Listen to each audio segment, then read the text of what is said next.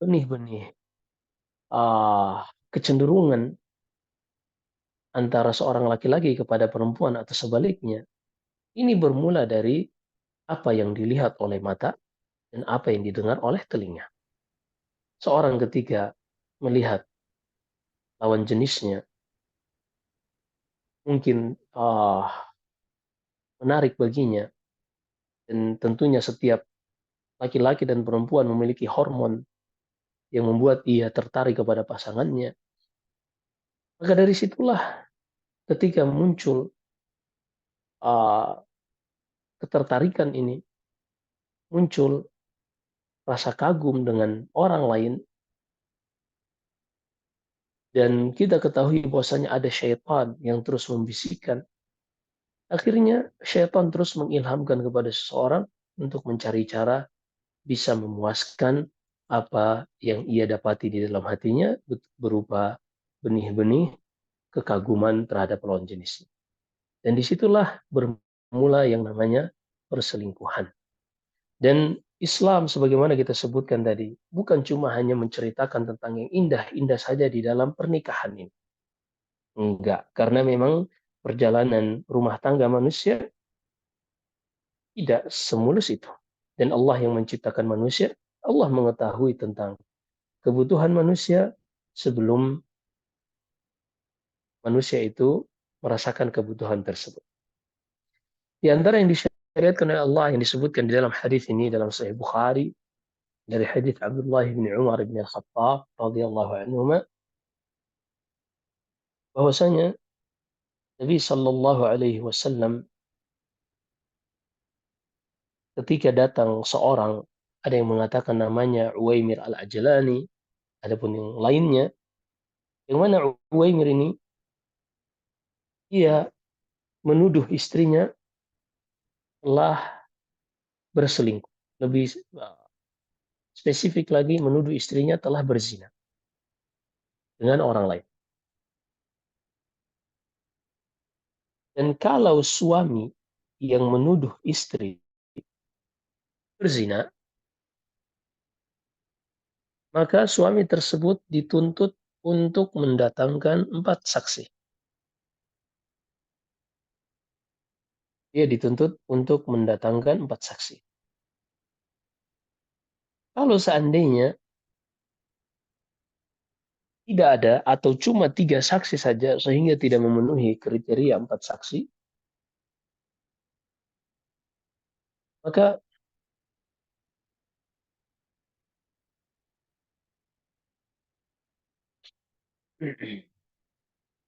laki-laki tersebut tidak dicambuk haddul qazaf, tidak dicambuk untuk 80 cambukan sebagaimana kalau seandainya yang menuduh wanita tersebut orang lain, bukan suaminya. Tapi kalau yang menuduhnya adalah suaminya, maka suami tersebut kalau tidak bisa mendatangkan 4 saksi, dia dituntut untuk bersumpah selama sebanyak 4 kali bahwasanya dia menuduh istrinya berzina, dan itu ia ucapkan dengan penuh kepercayaan dan keyakinan. Nanti ucapan kelima, dia mengatakan, kalau seandainya aku keliru, aku siap dilaknat. Itu yang disebutkan di dalam surat An-Nur. Allah berfirman, وَالَّذِينَ يَرْمُونَ أَزْوَاجَهُمْ وَلَمْ يَكُنْ لَهُمْ شُهَدَاءُ إِلَّا أَنفُسِهِمْ فَشَهَادَةُ أَحَدِهِمْ 4 شهادات بِاللَّهِ إِنَّهُ لَمِنَ الصَّادِقِينَ وَالْخَامِسَةُ أَنَّ لَعْنَةَ اللَّهِ عَلَيْهِ إِنْ كَانَ مِنَ الْكَاذِبِينَ. Kata Allah, dan seorang suami yang menuduh istrinya berzina, dia harus mendatangkan 4 saksi. Kalau tidak ada 4 saksi, maka hendaklah dia bersumpah dengan nama Allah dengan penuh kejujuran dan keyakinan bahwasanya dia mengatakan istrinya berzina wal'iyadzubillah sebanyak 4 kali, dan yang kelima dia mengatakan kalau seandainya aku salah maka siap dilaknat. Siap dilaknat. Ini kewajiban bagi laki-laki.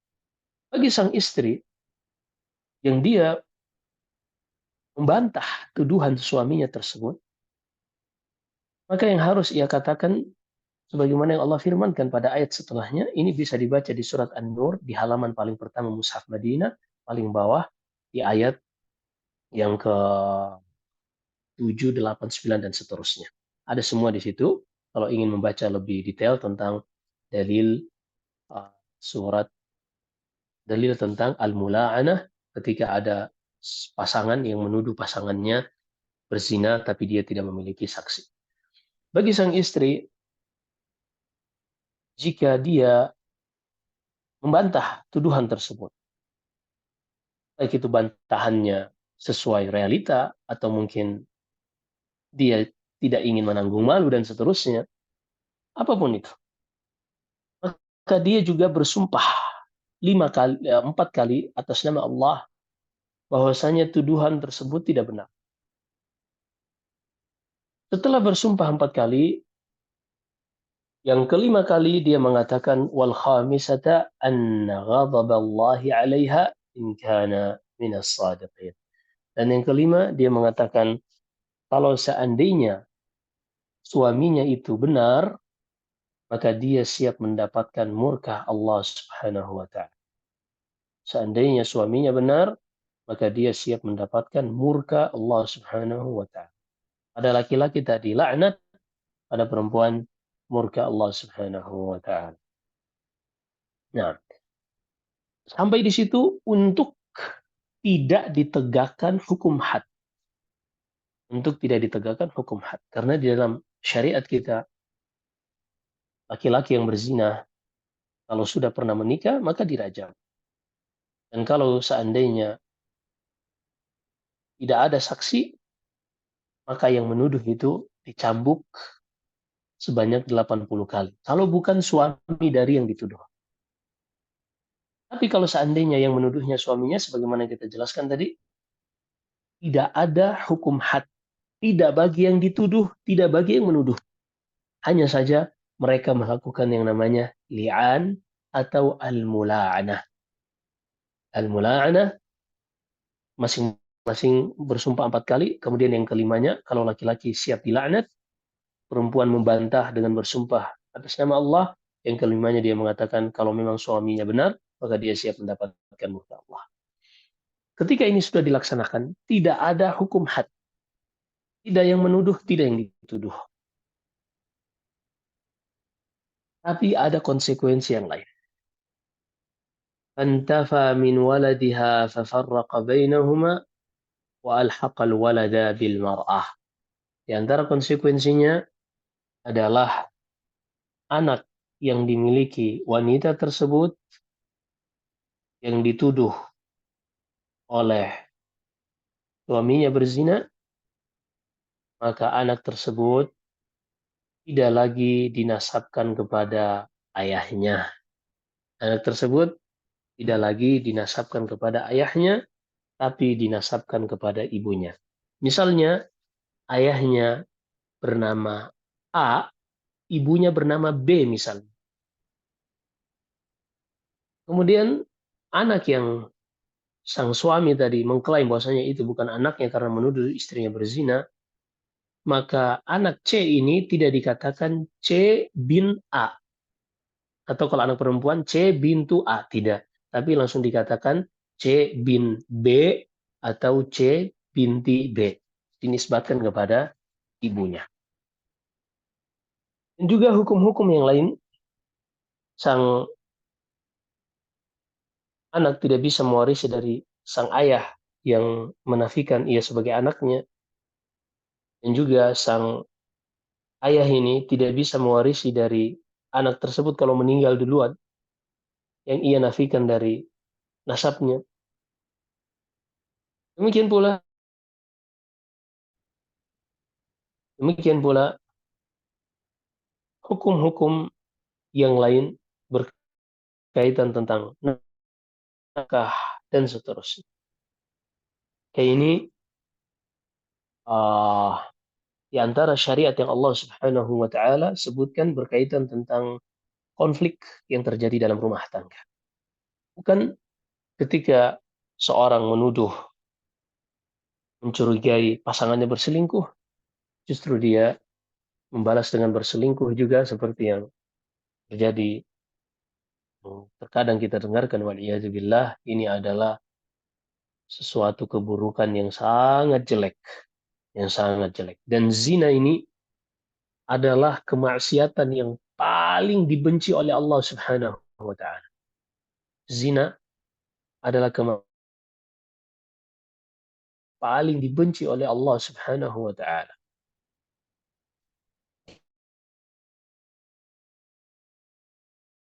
Adapun pembunuhan, ini dosa paling besar berkaitan dengan hak sesama manusia. Tapi kalau dengan zina, ini di dalam hak Allah setelah kesyirikan paling jelek. Dalam Sahih Bukhari dan Sahih Muslim, ketika terjadi gerhana, Rasulullah Sallallahu Alaihi Wasallam pernah berkhutbah, la ahada aghyar min Allah. Tidak ada yang lebih cemburu dari Allah ketika ada seorang hambanya yang laki-laki berzina atau seorang hambanya yang wanita berzina. Ini adalah perbuatan yang paling dibenci. Yang paling dibenci oleh Allah Subhanahu wa taala. Kalau seandainya seorang berzina dalam keadaan dia belum berkeluarga, ini sudah sangat dibenci oleh Allah. Lalu bagaimana kalau orang tersebut berzina, selingkuh dalam keadaan dia sudah berkeluarga? Maka ini sangat buruk dan Allah Subhanahu wa taala telah menurunkan syariatnya agar manusia ketika menghadapi permasalahan yang sama, konflik rumah tangga yang semisal dengan ini, maka dia mengetahui apa yang akan menjadi konsekuensi dari keputusan yang ia ambil dari konflik rumah tangga tersebut. Baik, ini secara ringkas hadis dari radhiyallahu taala tentang konflik pertikaian perselisihan antara suami istri ketika ada tuduhan untuk tuduhan berzina waliyadzubillah. Sehingga ini bukan gampang ya menuduh pasangan berzina, menuduh pasangan selingkuh dan seterusnya. Ini nggak gampang. Karena seorang harus mendatangkan saksi dan dia harus menanggung konsekuensinya. Dan di sini juga kita lihat bagaimana Islam begitu hati-hati dalam menjaga kehormatan muslim atau muslimah sehingga tidak gampang bagi siapapun untuk menuduh orang lain, menjatuhkan kehormatannya, mencoreng kehormatan orang lain. Ini adalah dosa besar di dalam Islam. Baik, ini yang bisa kita sampaikan. Semoga kita berlindung kepada Allah untuk dihindarkan dari hal-hal seperti ini. Dan ketahuilah, tidaklah dua orang saling mencintai suami istri, kemudian ada keributan di antara keduanya. Kata Nabi Shallallahu Alaihi Wasallam, "Ma tahabba waftaraqa ba'daha wa ba'dahu illa lidanbin ahdatsahu ahaduhuma."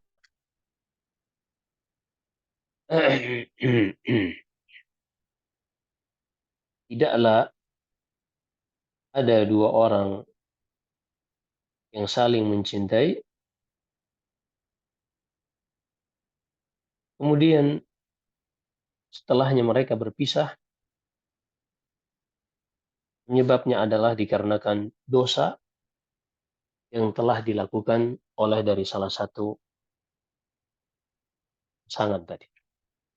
Perhatikan di sini, tidaklah ada dua orang yang saling mencintai, saling menyayangi, saling mengasihi.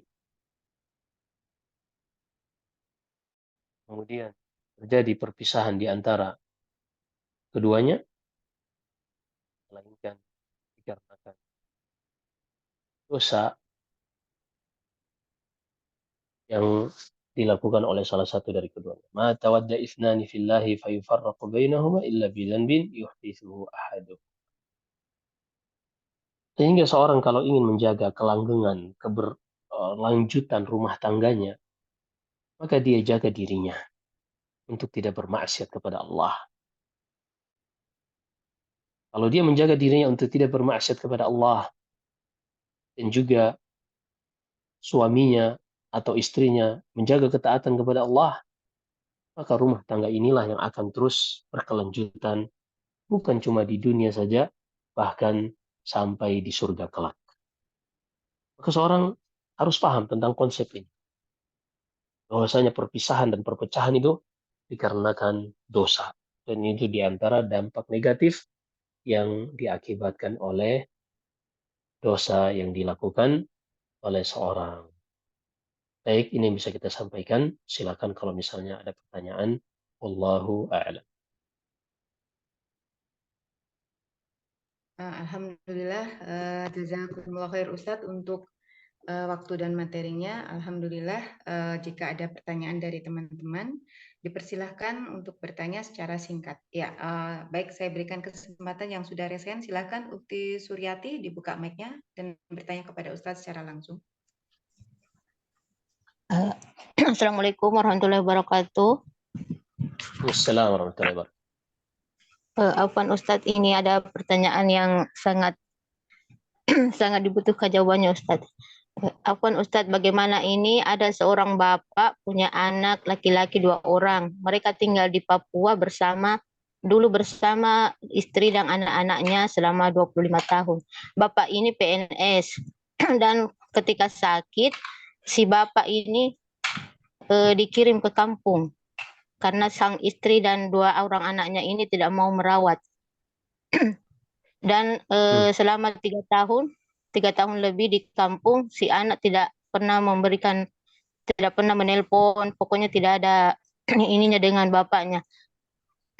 Pekan lalu sang bapak meninggal dunia dan si anak tidak pernah merawat bapaknya. Bagaimana ini Ustadz? Sang bapak ini adalah seorang PNS. Apakah warisan yang ada bisa diberikan sepenuhnya kepada anak-anaknya itu?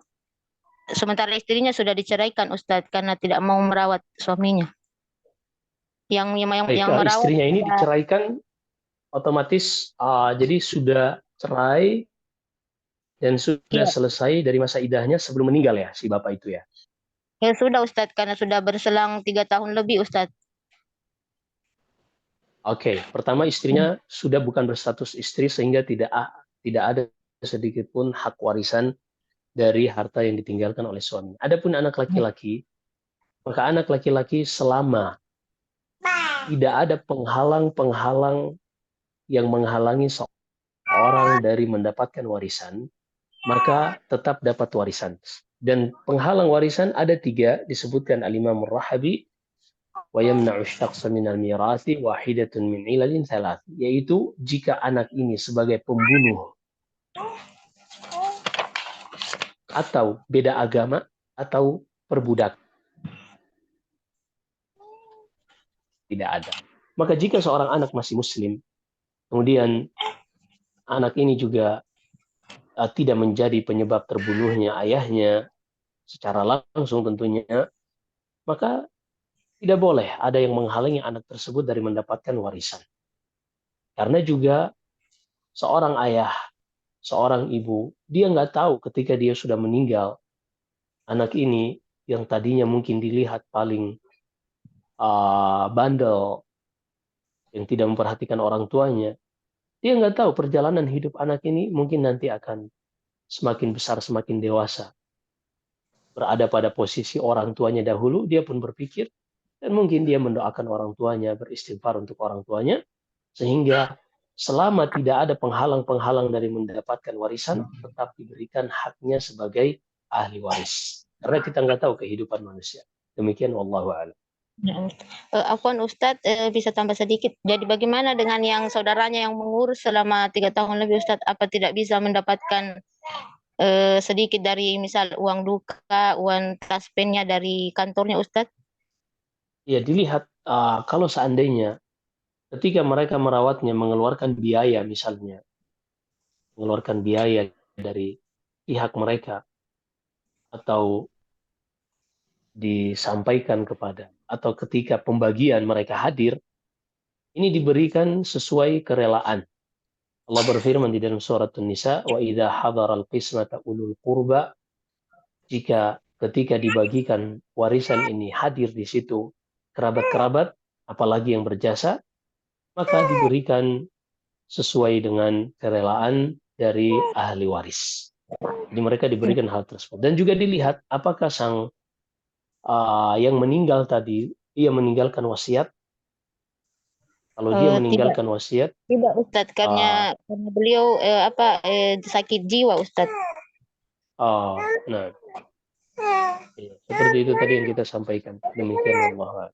Jazakallah khair Ustadz. Ya, baik. Semoga yang bertanya bisa mendapatkan jawaban yang sesuai dengan yang diinginkan.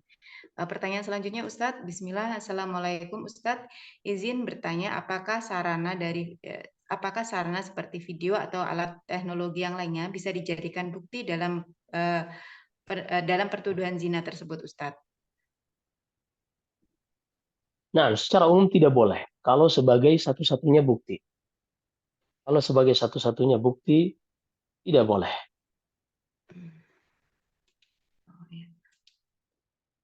Ya, jazakumullah khair. Ini sah-sah saja.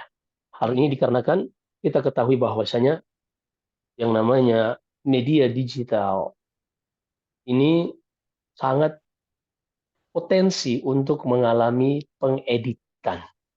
Sangat mungkin untuk dilakukan rekayasa di dalamnya. Sehingga dibutuhkan dalil atau bukti-bukti yang lain yang akan diperkuat oleh video tersebut atau foto tersebut.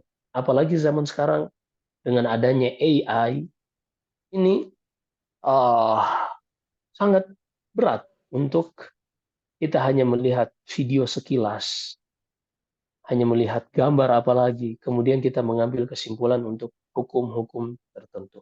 Hanya saja jika hal tersebut digunakan sebagai penguat dari dalil atau bukti yang lain, maka ini bisa saja yang namanya dalil penguat apapun bisa digunakan. Demikian wallahu a'lam. Ya, baik. Jazakumullah khair, Ustadz.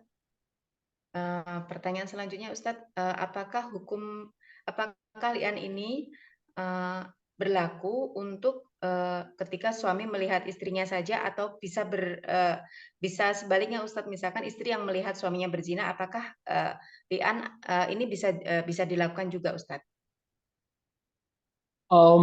Gambarannya mungkin agak susah, kecuali karena kan kita harus paham bahwasanya Allah yang menciptakan laki-laki dan perempuan dengan hormon yang berbeda tentunya, dengan kecenderungan yang berbeda, dengan kekuatan, kemampuan yang berbeda.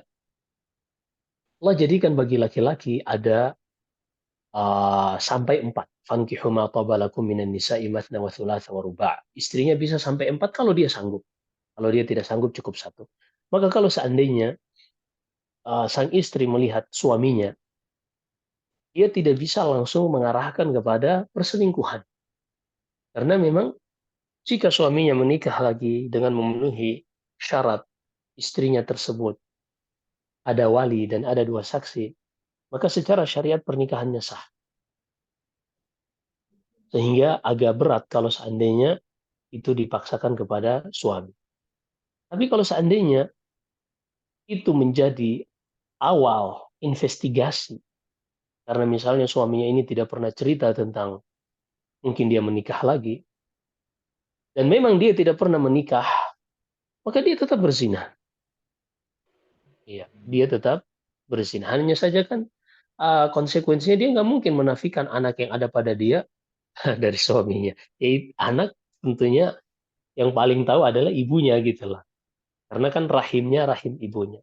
Artinya pada konsekuensi hukum setelahnya yang memang yang menafkahi ayahnya, yang menafkahi adalah yang dinasabkan kepadanya adalah ayahnya. Sehingga di sini ketika seorang laki-laki menafikan anak dari dirinya dikarenakan menuduh istrinya berzina, ini berkonsekuensi dia tidak memiliki tanggung jawab kewajiban untuk menafkahi lagi, juga tidak ada penisbatan kepada sang ayah. Adapun bagi sang ibu, konsekuensi ini tidak ada, sehingga mungkin ini yang menyebabkan kenapa belum ada kasus li'an atau mula'ana yang dituduhkan oleh seorang wanita kepada suami. Demikian Allah. Ya, Ustadz, berkenaan dengan li'an ini, Ustadz, apakah misalkan ketika suami menuduh istrinya li'an, kemudian terjadi berzina, kemudian terjadi li'an, apakah hukum itu bisa dicabut, Ustadz? Misalkan di dalam perjalanan, misalkan ternyata si suami tumbuh rasa sayang kepada anaknya dan sebagainya gitu, apakah itu bisa dicabut, Ustadz? Yang artinya Baik, jadi akan terjadi misalnya mewarisi dan sebagainya, itu akan terjadi gitu, Ustadz. nah,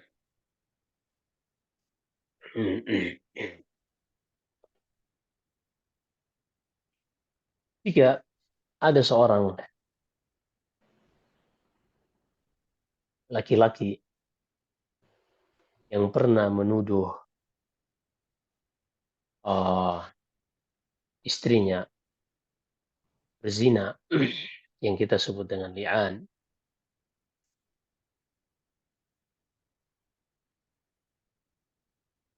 dan ini tentunya perkara yang benar, yang besar, ini adalah kedustaan kalau seandainya itu tidak sesuai dengan realita. Kemudian jika seorang laki-laki rujuk dari tobatnya, rujuk dari li'an yang ia tuduhkan, dari kedustaan yang ia tuduhkan, maka bisa saja dia rujuk kepada istrinya.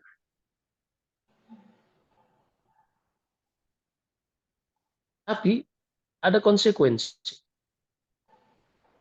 Pernikahannya bisa kembali.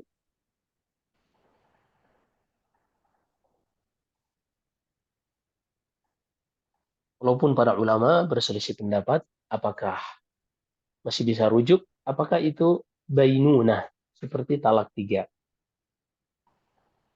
Mereka ulama yang mengatakan masih mungkin rujuk karena dia bertobat. Tapi suaminya ini konsekuensinya harus dicambuk 80 kali. Cambuk karena berdusta. Karena pada kondisi mula'ana, masing-masing masih tetap mempertahankan pendapatnya bahwasanya dia benar. Pada saat itu belum ada yang diketahui siapa yang berdusta. Tapi ketika suaminya rujuk, misalnya suaminya mengatakan bahwasanya tuduhannya dusta dan dia ingin kembali kepada istrinya, maka harus ditegakkan hukum had padanya. Karena dia menuduh seorang wanita yang baik-baik dengan berzina. Ulama yang lain menganggap bahwasanya li'an ini adalah fasakh atau bainunah, sehingga seorang yang meli'an istrinya sama dengan mentalaknya 3 kali. Nah, ini yang disebutkan para ulama rinciannya. Demikian, wallahu a'lam.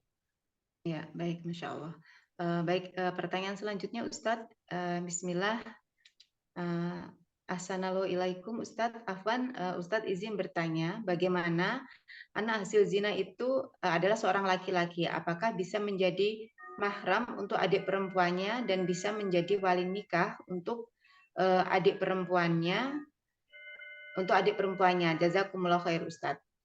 Gimana Bu? Coba diulang.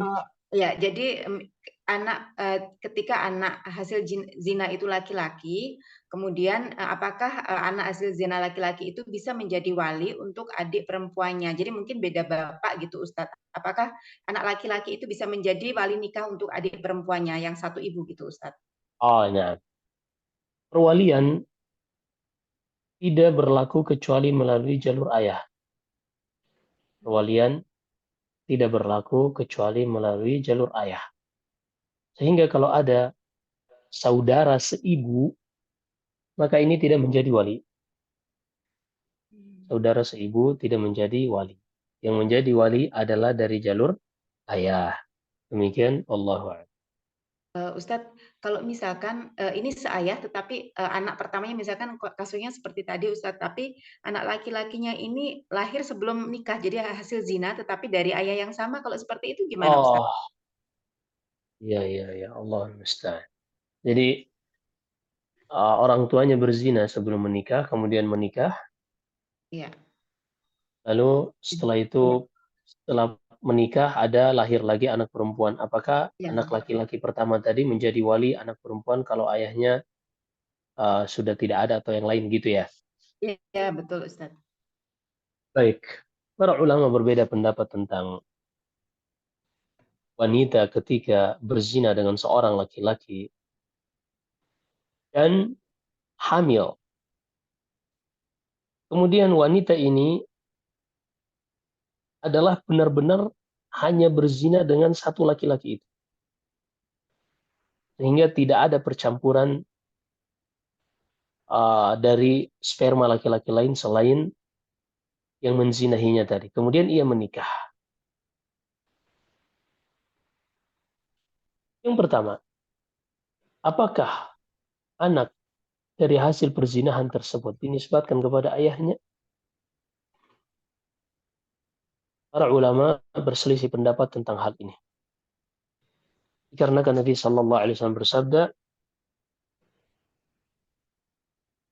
"Al-waladu lil firash, walil ahiri al-hajar." Jika ada hasil perzinahan, maksudnya anak itu anak selalu dinisbatkan kepada al-firash. Jadi gini, ada seorang laki-laki menikah dengan perempuan yang kita kenal dengan rumah tangga. Maka rumah tangga ini disebut dengan firash, kasur. Kasur. Maka siapa saja yang berzinah dari keduanya, tentunya istri yang lebih ini ya, karena rahim kan rahim istri. Jika istrinya berzina dengan laki-laki lain, wal'iyadzubillah, wal'iyadzubillah, wal'iyadzubillah. Kemudian suaminya nggak tahu dan hingga akhirnya anak itu lahir dari hasil perzinahan. Kemudian ada setelah anak itu lahir, laki-laki yang menzinahi sang istri tadi, dia datang lalu mengklaim itu adalah anaknya. Maka dalam kasus ini kata Rasulullah, al-waladu lil firash. Anak itu dinisbatkan kepada yang memiliki rumah tangga resmi. Artinya dinisbatkan kepada suami dari wanita yang dizinahi tadi. Nah ini, perhatikan di sini, dari hadis ini, para ulama berbeda pendapat kalau seandainya wanita tersebut belum menikah. Kalau tadi kan udah menikah, udah ketahuan rumah tangganya. Sehingga anak ini dinisbatkan kepada pemilik rumah tangga. Tapi kan wanita yang berzina sekarang dalam kasus yang ditanyakan, dia belum berzina, belum berumah tangga. Sehingga tidak mungkin dinisbatkan kepada suaminya karena belum bersuami. Maka disinilah terjadi perbedaan pendapat di kalangan para ulama. Sebagian mereka mengatakan tetap anak ini dinisbatkan kepada ibunya, dan sebagian ulama yang lain seperti Syekhul Islam Ibn Taimiyah rahimahullah dan selainnya mengatakan karena memang tidak ada percampuran dari sperma laki-laki yang menzinahi tersebut, karena memang wanita ini belum menikah, maka tetap dinisbatkan kepada ayah biologisnya. Dan hal seperti ini uh, dikembalikan kepada pengadilan agama di negeri kita masing-masing. Karena ini sudah berkaitan dengan sengketa, maka dikembalikan kepada KUA atau pengadilan agama. Hanya saja pijakan-pijakan pendapat para ulama seperti yang kita sebutkan tadi, ada perselisihan di kalangan mereka karena hadis-hadis yang kita sebutkan tadi menyebutkan kalau wanita sudah berumah tangga, sementara kasus yang terjadi wanita tersebut belum berumah tangga. Demikian wallahu a'lam. Ya, baik. Jazakumullah khair Ustadz. Semoga yang bertanya bisa paham. Dari teman-teman ada yang ingin bertanya kepada Ustadz? Dipersilahkan. Ada yang ingin bertanya secara langsung berkenaan dengan materi ataupun di luar? Tidak ada? Nah, ya, baik. Alhamdulillah sudah tidak ada pertanyaan yang masuk Ustadz. Mungkin sebelum kajian ditutup, majelis ditutup, sekiranya jika Ustadz bisa memberikan nasihat kepada kami, Ustadz, tafadhol. Seorang muslim dan muslimah, ia harus sadar bahwasanya rumah tangga yang Allah anugerahkan kepadanya adalah nikmat yang menuntut darinya untuk mensyukuri hal tersebut. Sehingga ia jaga rumah tangganya. Dan ia juga menjaga dirinya dengan menjauhkan dari hal-hal yang meragukan. Sehingga tidak ada kecurigaan dari pasangan, istri maupun suami. Ketika masing-masing saling menjaga, selain menjaga diri juga menjaga agar tidak ada hal-hal yang mencurigakan. Dengan seperti inilah rumah tangga akan harmonis, rumah tangga akan terjaga dan terus berkelanjutan hingga Allah yang menetapkan segala. Dan seorang ketika menjaga dirinya di atas ketaatan, demikian pula pasangannya di atas ketaatan, maka Allah lah yang akan menjaga rumah tangga mereka. Tapi kalau seandainya salah satu dari keduanya mulai meremehkan syariat Allah Subhanahu wa taala, bergampang-gampangan dengan maksiat, maka kata Nabi sallallahu alaihi wasallam, dosa itulah yang akan memecah hubungan keduanya ini. Maka berarti keberlangsungan rumah tangga itu adalah tanggung jawab suami istri, bukan hanya salah satunya saja, yang jika semua merasa bertanggung jawab memiliki peran dalam hal ini, tentunya akan menciptakan sebuah keindahan di dalam rumah tangga. Baik, ini yang bisa kita sampaikan. Allahu alam, semoga di bulan Ramadan ini Allah anugerahkan kita kemudahan untuk melakukan ketaatan, menguatkan kita untuk berpuasa sempurna hingga akhir bulan kelak. Juga Allah Subhanahu wa taala memudahkan kita untuk melakukan ketaatan-ketaatan lainnya seperti sholat tarawih dan juga tentunya menjaga sholat 5 waktu. Demikian pula mencoba untuk membaca Al-Quran hingga khatam sekali, 2 kali, 3 kali, dan seterusnya. Dan juga kita bisa banyak-banyak bersedekah, khususnya di bulan Ramadan, memberi hidangan berbuka bagi orang yang berpuasa. Demikian, wallahu alam, jika ada benarnya semata-mata dari Allah Subhanahu wa taala, jika ada kesalahan dan kekurangan dari saya, wa astaghfirullah li wa lakum. Sallallahu wasallam wa baraka ala nabiyina Muhammad, subhanakallah wa bihamdik, asyhadu an la ilaha illa anta astaghfiruka wa atubu ilaik. Assalamualaikum warahmatullahi wabarakatuh.